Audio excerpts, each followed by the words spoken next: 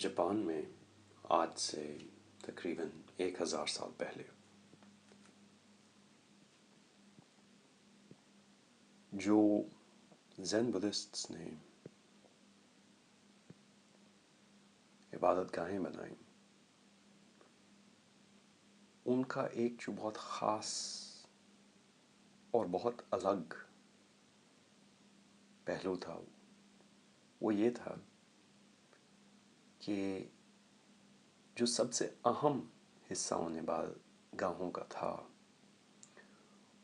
اس کو ڈوجو کہتے تھے، جہاں پر بیٹھ کر انہوں نے مراقبے میں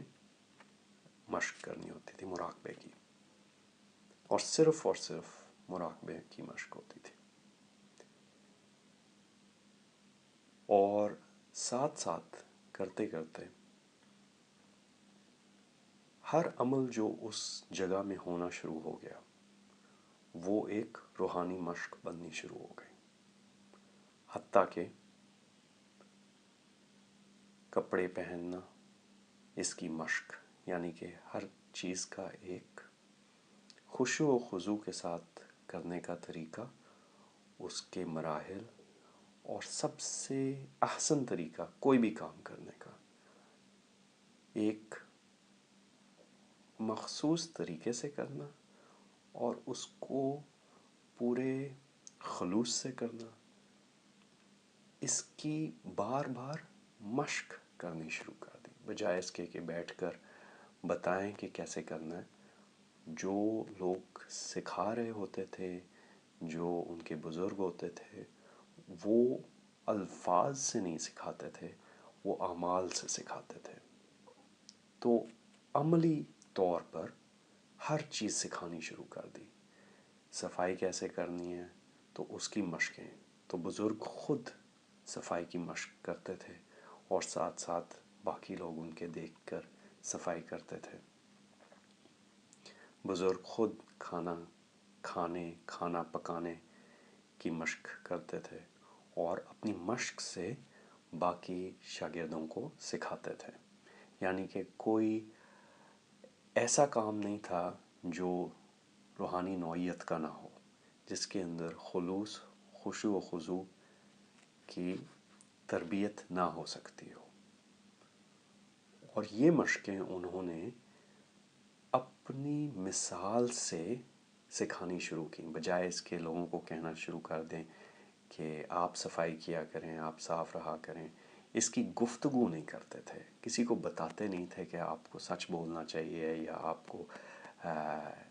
ایک دوسرے کا خیال رکھنا چاہیے، یا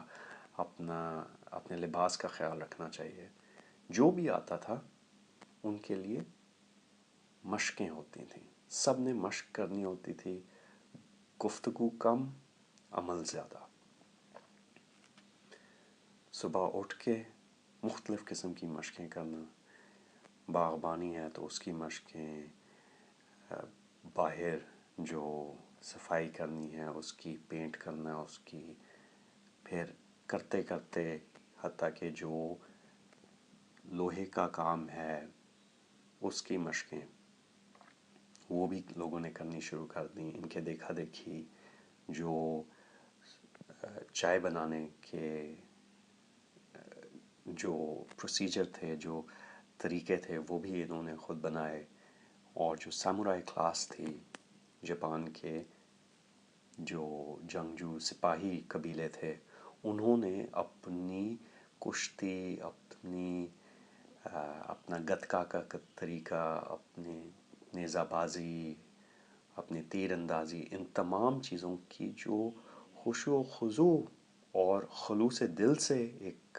عمل کرنے کی مشقیں تھیں، وہ بھی ان سے سیکھنی شروع کر دیں، اور اپنے ڈوجو یعنی اپنی تربیت اور مشق گاہیں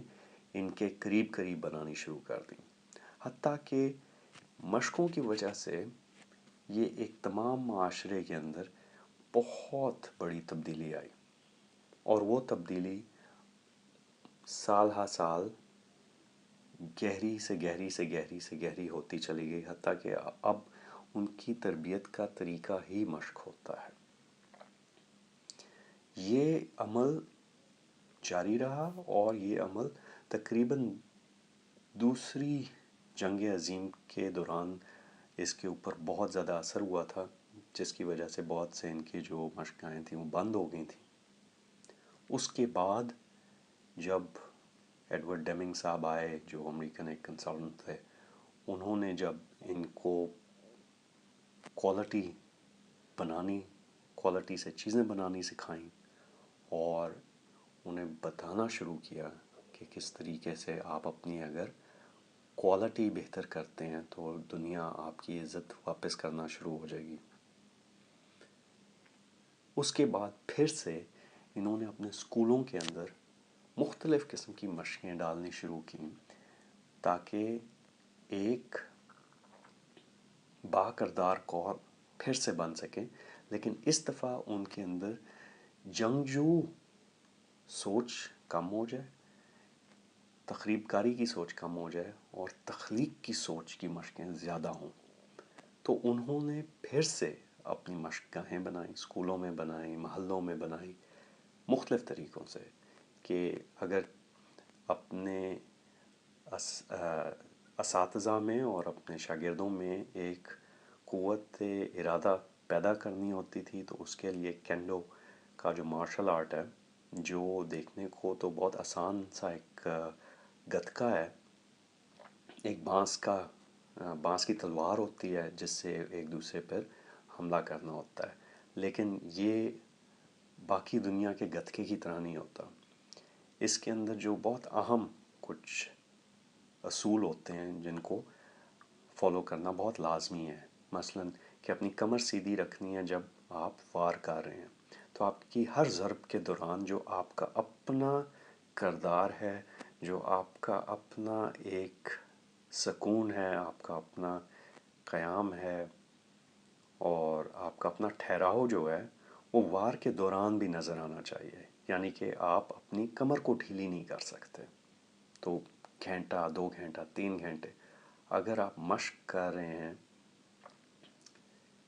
ایک دوسرے کے ساتھ گتکا کھیلنے کی، تو اس کے اندر یہ ایک بہت بڑی قوت ان میں پیدا ہونی شروع ہو جاتی ہے۔ اسی طریقے سے اسی ایک مشق کے دوران اس مارشل آرٹ کو کینڈو کہتے ہیں۔ اب کینڈو کے دوران آپ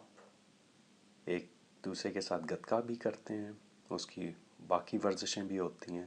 مراقبہ کرنا بھی سیکھتے ہیں کہ بیٹھنا کیسے ہے، اٹھنا کیسے ہے، ایک دوسرے کی تعظیم کیسے کرنی ہے۔ اگر آپ کو کوئی نئی چیز سکھاتا ہے تو اس کے لیے لازمی طور پر جھک کے شکریہ ادا کرنا، ہر تھوڑی تھوڑی دیر بعد ایک دوسرے کا شکریہ ادا کرنا خلوص دل سے، اس کی تربیت، اپنے یونیفارم کو فولڈ کیسے کرنا ہے، کس طریقے سے آپ نے اپنی چیزوں کو بعد میں رکھنا ہے، کس طریقے سے صفائی کرنی ہے، ان تمام چیزوں کو ایک ہی کھیل کے دوران سکھانا شروع کر دیا۔ اور اس نوعیت کے بہت سے اور مارشل آرٹس اور بہت سے اور فنون لطیفہ سکھائے گئے، کہ جیسے میں نے بتایا کہ ٹی سیرمنی یعنی کہ چائے کے جو آداب ہیں، اس کے اندر جو مشقیں تھیں وہ واپس دوسری جنگ عظیم کے بعد آنی شروع ہوئیں، اور بہت سے اور جو فنون لطیفہ تھے اور جو کھیل تھے ان کے اندر کردار سازی کے جو پہلو تھے ان کو واپس انہوں نے انٹروڈیوس کیا اور متعارف کروایا، جتنے یہ کردار سازی کے مشقیں تھیں، حتیٰ کہ جو دروازہ کھولنا ہے، ایک کمرے میں آنا ہے، اس کی بھی مشقیں ہوتی ہیں کہ کس طریقے سے آپ نے دروازے کی طرف جانا ہے اور کس خلوص سے دروازے کو کھولنا ہے، کیسے بند کرنا ہے کہ شور نہ ہو، کوئی اس سے تنگ نہ ہو، ڈسٹربنسز نہ ہوں۔ ان تمام چیزوں کو دیکھنا ہے کہ زور سے دروازے کو کھینچنا کیسے نہیں ہے، ان تمام چیزوں کو وہ دیکھتے تھے، اور طالب علموں کا امتحان ہوتا تھا ان سادہ چیزوں کے اوپر، چلنا کیسے ہے، بیٹھنا کیسے ہے۔ اور اگر آپ دیکھیں تو یہ کام کرنا، اس طرح کی مشق گاہ بنانا ایک بہت ہی اہم پہلو ہے ماحول سازی کے لیے، معاشرے کے اندر اپنے گرد و نواح میں اپنے گھر والوں کے لیے، اپنے خاندان والوں کے لیے، اپنے محلے والوں کے لیے بہتری لانے کے لیے اہم بھی ہے اور آسان بھی بہت ہے. یعنی کہ اگر آپ نے کبھی یہ بنانا ہو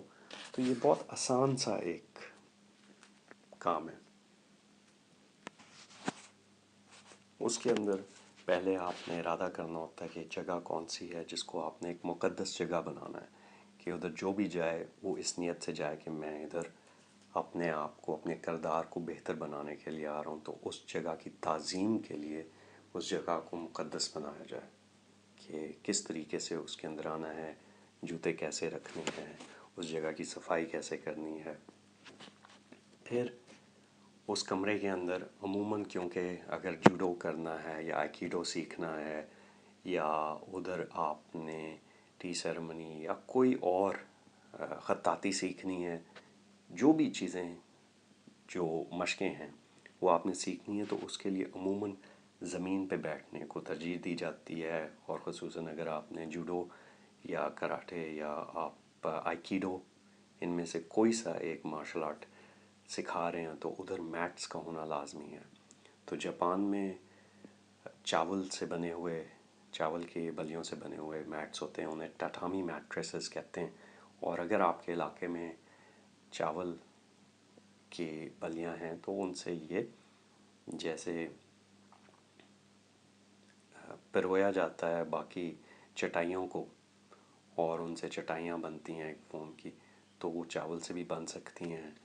اور اس کی کھڈی بھی لگ سکتی ہے. اور اس کی کھڈیاں چائنا میں بھی ملتی ہیں، اس کی کھڈیاں جاپان میں بھی ملتی ہیں. اور اگر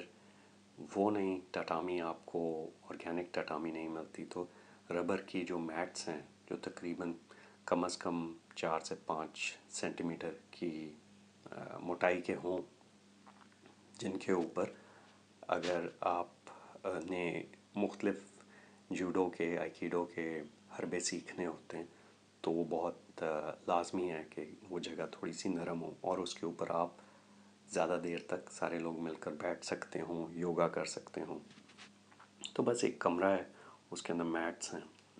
اور پھر اس کے سیٹ اپ کے اندر جو سب سے اہم چیز ہے کہ وہ علامات اس کے اندر پیدا کی جائیں جہاں پر جب لوگ آئیں تو انہیں پتہ ہو کہ ہم نے خشوع و خضوع کے ساتھ آنا ہے. تو اس کے جو رولز ہیں ان میں رولز میں کہ اس جگہ کا ادب کیسے کرنا ہے، یونیفارم پہننا کیسے ہے، یونیفارم اتار کر اسے فولڈ کیسے کرنا ہے جاتے وقت، ان چیزوں کے تھوڑے امتحان لینا. اور ایک ہی مشق گاہ کے اندر آپ مختلف فنون لطیفہ سکھا سکتے ہیں، aikido بھی، کینڈو بھی، جوڈو بھی، یوگا، ان کی جو تیر اندازی ہوتی ہے کیوڈو، مختلف قسم کے فنون لطیفہ اور کھیل، ایسے کھیل جن کے اندر کردار سازی بھی ہو اور قوت ارادہ بھی بہتر ہو، اور ایک دوسرے کا خیال رکھنے کے جو مختلف جذبات ہیں اخوت کے اور محبت کے، وہ پیدا ہوں اپنے محلے والوں کے لیے، اپنے خاندان والوں کے لیے، اپنے دوستوں کے لیے، کہ ایک دوسرے کو کمپٹیشن نہ سمجھا جائے، ایک دوسرے کے ساتھ سینرجیز کے ایک فطرتی سا ایک جذبہ پیدا ہونا شروع ہو جائے. تو جب آپ ایسی کوئی ایک مقدس جگہ بناتے ہیں تو اس سے آپ معاشرے کے اندر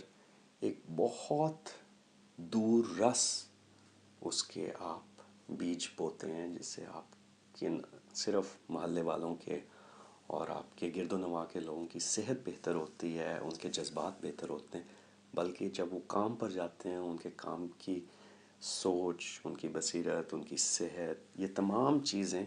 وہ اپنے گھر والوں کے لیے ایک بہتری لے کر آتے ہیں. تو یہ ایک طریقے سے بہت بڑا صدقہ جاریہ ہے. اور اب تو اس کو مزید بہتر بنانے کے لیے ٹیکنالوجی بھی آ چکی ہے کہ جب بھی کوئی ڈوجو بنتا ہے تو ڈوجو کے اندر اس کے اندر انویٹیشن گروپس بن جاتے ہیں، لوگ اسے مل کر تعاون کر سکتے ہیں اسے بنانے کے لیے، اس کے ڈونیشن اکٹھا کرنے کے لیے. پڑھانے والے بھی آ جاتے ہیں. اگر آپ نے aikido یا کینڈو یا جوڈو یا یوگا، یہ تمام چیزیں اگر آپ کے پاس اساتذہ نہیں ہیں تو آہستہ آہستہ اساتذہ بھی آنے شروع ہو جاتے ہیں. ایسی جگہیں بھی ہیں جہاں پر ڈوجوز ہیں اور یہ لوگ مہمان نوازی کے طور پر جاپان سے اور چائنا سے اور یورپ سے مختلف اساتذہ کو دعوت دیتے ہیں. انہیں کہتے ہیں آپ آئیں، آپ ہمارے مہمان بنیں، آپ ہمارے گھر میں رہیں، آپ ہمارے ساتھ رہیں اور کچھ عرصے کے لیے آپ ہمارے محلے والوں کو یہ والے ہنر سکھا دیں. تو بہت سے لوگ جو اپنی چھٹیاں چاہتے ہیں وہ اس قسم کی اب چھٹیاں منانا چاہتے ہیں جس میں خدمت کا ایک عمل ہو، جس کے اندر وہ انسانیت کی خدمت کر سکیں. کردار سازی کے جو مواقع ہیں آپ ان کے لیے بھی پیدا کر دیتے ہیں. اگر آپ کے پاس ایسے لوگ آپ کے محلے میں ہیں جو یہ فنون جانتے ہیں تو ان کو آپ سپانسر کر دیں کہ وہ آپ کے لیے یہ کریں. ان کے جو اخراجات ہیں ان کو سارے مل کر ان کے اخراجات کو بھر سکیں اور ان کو اس چیز کا ایک احساس ہو کہ ان کے جو ہنر ہیں اس کی تعظیم کی جاتی ہے. یہ ایک دوسرے کا خیال رکھنے کا ایک بہت اہم پہلو ہے. اس کی آپ ایکسپیریمنٹس کر کے دیکھیں، اپنے ہی تجربے، سوشل ایکسپیریمنٹس آپ کہہ لیں کہ ایک معاشرتی تجربے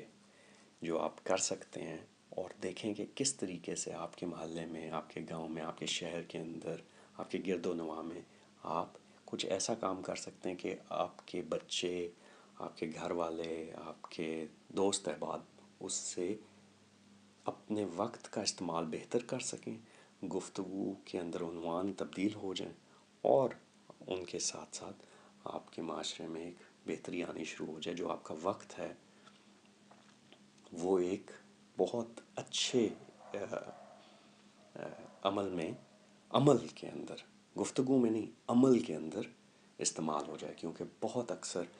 جو نیک نیت لوگ ہوتے ہیں وہ اسکول بنا لیتے ہیں، وہ ٹیکنیکل ٹریننگ انسٹیٹیوٹس بنا دیتے ہیں، وہ مدارس بنا دیتے ہیں جن کے اندر عموماً جو تربیت ہے وہ گفتگو کے تحت ہوتی ہے اور اس گفتگو سے انسان کے کردار میں بہت زیادہ تبدیلی نہیں آتی کیونکہ اس کا تعلق حافظے سے ہوتا ہے. تو حفظ لوگ کر لیتے ہیں، رٹا تو لگا لیتے ہیں، لیکن اس کے اندر عملی تربیت نہیں ہوتی. روزمرہ کے کاموں کے اندر خشوع و خضوع سے ایک کام کو کرنا اور ایک اتفاق سے کرنا، لوگوں کی عزت کرنا، اپنی عزت بھی ساتھ ساتھ کرنا، چلنے کا طریقہ، بیٹھنے کا طریقہ، گفتگو کا طریقہ، یہ تمام چیزیں جو ہیں جن کے بارے میں لوگ اپنے ہی معاشرے کے بارے میں کہتے ہیں کہ یہ خامیاں ہیں، ان خامیوں کو ختم کرنے کے لیے آپ مشقیں بنا سکتے ہیں کہ یہ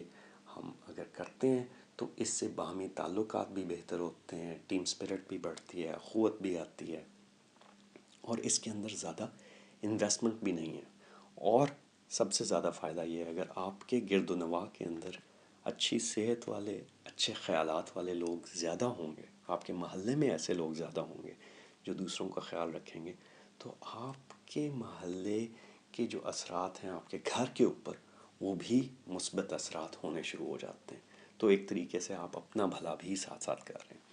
اگر آپ کے کاروبار ہے یا آپ کسی محکمے میں کام کرتے ہیں، ادھر بھی آپ اپنے دوست احباب کے ساتھ مل کر، اپنے کولیگز کے ساتھ مل کر ایسی کوئی مشق گاہ بنا سکتے ہیں جہاں پر تھوڑی دیر کے لیے آپ مختلف قسم کی مشقیں بنا سکتے ہیں جن سے جو آپ کے کام کے اوپر ان کا اثر ہو، ڈائریکٹ اثر ہو. کہ اگر آپ دیکھتے ہیں آپ کی سیلز ٹیم ہے اور آپ کی سیلز ٹیم کے اندر وہ قوت ارادہ کمزور ہے تو اس کے لیے کون سے کھیل آپ بنا سکتے ہیں جہاں جن کو روزانہ جن کی تھوڑی سی مشق ہو سکتی ہو کام کے بعد یا کبھی، جس سے صحت بھی ان کی بہتر ہو رہی ہو، ان کے اندر جو جذبات ہیں، خلوص دل ہے، اخوت ہے، سکون ہے، ایک جذبہ خدمت ہے، دلوں کے اندر تازگی ہے، چہروں پہ مسکراہٹ ہے، ان تمام چیزوں کی جہاں پہ آپ مشق کر سکتے ہیں وہ آپ کرتے ہیں تو آپ کے آپ ایک طریقے سے اپنے گرد و نواح میں برکات کے علامت بن جاتے ہیں. اور یہ بہت ہی ایک سادہ سا ایک اوزار ہے، یہ ایک مقدس کمرہ جہاں پر آپ مشق کر سکیں، جسے جاپان کے اندر ڈوجو کہتے ہیں. بہت سے لوگوں کے دماغ میں جب وہ سوچتے ہیں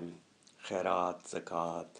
یا صدقہ جاریہ یا اس قسم کی جو ڈونیشن کی چیز سوچتے ہیں، تو وہ صرف اور صرف یہ سوچتے ہیں کہ کسی کو آپ نے کھانا کھلا دیا تو اس سے بہتری آئے گی. کھانا تو کھلا دیا لیکن اس سے معاشرے کے اندر تبدیلی نہیں آتی. جو معاشرے لوگوں کی تربیت کے اندر ڈونیٹ کرتے ہیں یا لوگوں کے فنون لطیفہ کے اندر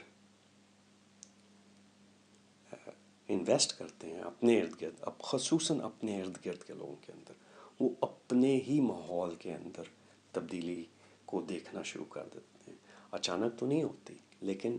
اس کے اثرات نظر آنے شروع ہو جاتے ہیں. جو نوجوان نسل آپ کے ارد گرد ہوتی ہے، وہ جس تعظیم سے دیکھتی ہے، جس تعظیم سے چلتی ہے، اگر ان کی تربیت بار بار روزانہ ایک دوسرے کو مشق کے دوران شکریہ کہنے کی ہوتی ہے، ایک دوسرے سے بات کرنے کے آداب انہیں مشق میں سکھائے جا رہے ہوتے ہیں روزانہ، یا بے شک ہفتے میں 1 یا 2 دفعہ وہ یہ مشق گاہ پہ جاتے ہوں، تو اس سے ان کی صحت بھی اور ان کے جذبات بھی اور ان کے باہمی رشتوں میں بہت زیادہ فرق آ جاتا ہے. میں کہیں پڑھ رہا تھا کہ جب آپ ایک ملک کو دیکھتے ہیں تو اس کے جی ڈی پی کے اندر تقریباً 8% حصہ کم از کم لوگوں کی صحت اس کے اوپر اثر انداز کر رہی ہوتی ہے. یعنی کہ اگر آپ کوئی کاروبار بھی کر رہے ہیں تو آپ کے ساتھ جو آپ کے ساتھی ہیں یہ آپ کی ذمہ داری بن جاتی ہے، آپ کی کاروباری ذمہ داری بھی بن جاتی ہے کہ آپ ان کی صحت کو بہتر سے بہتر کرتے چلے جائیں. جس کی وجہ سے آپ دیکھتے ہیں زیادہ تر ڈیولپ ملکوں کے اندر جہاں پر گھر ہوتے ہیں، گھروں کے ساتھ پارک ہوتے ہیں، اور پارک کے قریب کہیں نہ کہیں فٹنس کارنرز ہوتے ہیں، اور اتنے لوگ گھر واپس آتے وقت تھوڑی دیر کے لیے pull ups, dips, push ups, کرنچز، مختلف قسم کی ورزشیں کر کے واپس گھر آتے ہیں، گھر کے اندر داخل ہوتے ہیں. اور یہ ایک ایسی چیز ہے جس کے اندر بہت زیادہ انویسٹمنٹ بھی نہیں ہے. اگر آپ کے قریب کوئی اسکول ہے، آپ نے اس اسکول کے اندر ایک فٹنس کارنر بنا دیا، وہ بچے جنہوں نے باہمی طور پہ لڑائیاں کرنی تھیں وہ ایک دوسرے کے ساتھ بہتر کوئی کام ورزشیں کر سکتے ہیں، اور جو ورزشیں وہ کریں گے ان سے ان کا جسم بھی بہتر ہوگا اور ان کے باہمی تعلقات میں جو لڑائی کے مواقع تھے وہ کم ہو جائیں گے. اور آپ پھر ایک صدقہ جاریہ سمجھیں کہ یہ کئی سالوں تک ہر سال نئے بچے آئیں گے، وہ اسے استعمال کریں گے، اور وہ اپنے آپ کو صحت مند کریں گے. تو اس کے اوپر آپ ضرور سوچیے گا کہ جب بھی آپ اپنے ڈونیشن دے رہے ہوں، خصوصاً کسی تعلیمی ادارے کو، تو اس کے اندر ڈونیشن کے اندر آپ اس پہلو کو ضرور پوچھیں کہ اس درس گاہ میں لیکچر کتنا ہے، مشقیں کتنی ہیں، اور میں کس قسم کی مشق گاہ کے کون سے پہلو کو ڈونیٹ کر سکتا ہوں، میں اس کے اندر کون سے ایسے اقدامات لا سکتا ہوں جس سے بچوں کی تربیت کے اندر ان کی جو مسل میموری ہے وہ ان کی ایسی مسل میموری بنے. مثلاً صفائی کی ہے کہ ان بچوں کے دل میں انہیں پتہ نہیں لگتا کہ کب وہ پھینک دیتے ہیں چیزیں آگے پیچھے، کوڑا پھینک دیا کہیں پہ. اور اسی طریقے سے جو بچے جن ایسی جگہوں پہ اسکولوں میں ہوتے ہیں جہاں پر انہوں نے روزانہ صفائی ہی کرنی ہوتی ہے اسکول کے بعد، تو انہیں پتہ بھی نہیں لگتا کہ وہ گھر آ کے اپنے باتھ روم کی صفائی کرنا شروع کر دیتے ہیں ریلیکس کرنے کے لیے. تو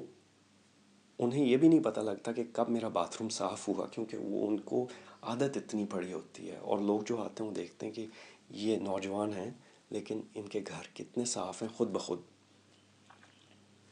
تو یہ تھوڑے سے آپ کے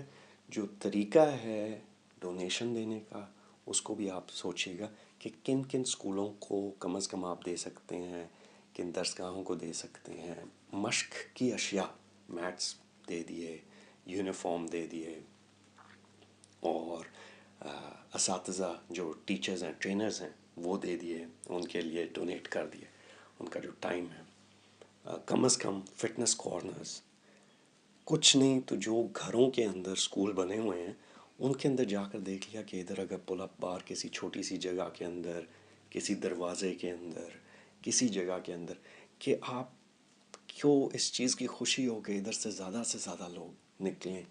وہ تندرست و توانا اور ان کے اندر قوت ہو، تاکہ یہ بچے، انہوں نے کل آپ کے مستقبل کا خیال رکھنا ہے. آج آپ ان کا خیال رکھیں گے، کل یہ آپ کا خیال رکھیں گے. تو ان پہلوؤں پہ ضرور آپ ڈونیٹ کریں جہاں پر ان کی کردار سازی ہو رہی ہو، کتابوں کے علاوہ. یعنی کہ کتابی علم نہ ان کے اندر اتنا آ رہا ہو، وہ تو آنا ہی آنا ہے. وہ یوٹیوب دیکھیں گے، وہ پی ڈی ایفس پڑھیں گے گوگل کے اوپر، آگے پیچھے الفاظ تو بہت مل جائیں گے، لیکچر بھی بہت مل جائیں گے، لیکن مشق گاہیں کم سے کم ہوتی چلی جا رہی ہیں. آپ کوشش کیجئے کہ اس کے اوپر آپ ضرور کچھ اقدامات کریں.